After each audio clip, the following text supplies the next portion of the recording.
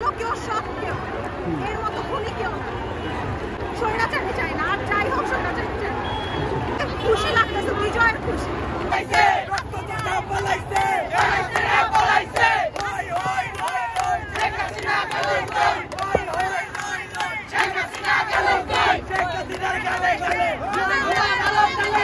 দেশ আবার স্বাধীন হয়েছে।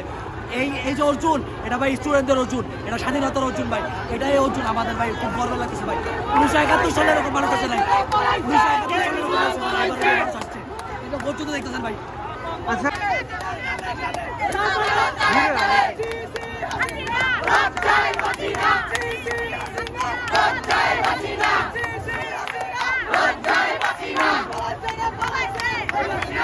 আমরা নতুন করে দেশ আবার স্বাধীন করছি। আমাদের মনে হচ্ছে যে আমরা 1971 সালে যে 16 ডিসেম্বর স্বাধীনতা অর্জন করেছি, ঠিক সেই চার বেশি আনন্দ হইতেছে আমাদের এখন বর্তমানে। অর্জন করেছি এই স্বাধীনতা। হয়তো আমরা 1971 সালে 15 আগস্ট দেখি নাই, কিন্তু আমরা 36 জুলাই দেখছি যে এই দেশটায় কি হইতে পারে বা কি হয়েছিল। ওই তো পাকিস্তানিরা ছিল আর এই দেশে শেখ হাসিনা ছিল। আমাদের ভাই বোনদের মেরেছে, কিন্তু আজকে দেশটা আবার নতুন করে স্বাধীন হয়েছে, এই জন্য অনেক ভালো লাগে। একজন সরকার চাই যে কিনা এই দেশটাকে অনেক ভালোভাবে হাসিনা সরকার আর কখনো চাই না। আমরা একটা নতুন গণতন্ত্র চাই, আমরা একটা ভালো একটা গণতন্ত্র চাই। এই দেশে কোনো স্বৈরাচার চলবে না, চলবে না, চলবে না। বুক করতে চাই, আমরা একটা ভালো গভর্নমেন্ট চাই, যারা এই দেশটাকে সুন্দর করে ভালোবাসবে, ভালোবাসবে এই দেশের জনগণকে ভালোবাসি, আমরা এইরকম একজন সরকার চাই।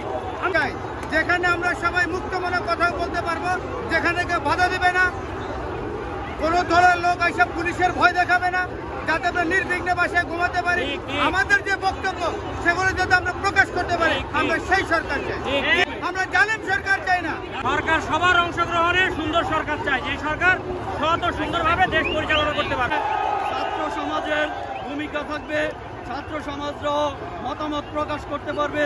এই দেশের সকল বিশ্ববিদ্যালয়ের ছাত্ররা এবং দেশের সর্বপর্যায়ের জনগণ যাতে শান্তিতে বসবাস করতে পারে, এই দেশে কোনো কুঠার থাকবে না, মেধার ভিত্তিতে ছাত্রদেরকে মূল্যায়ন করা হবে।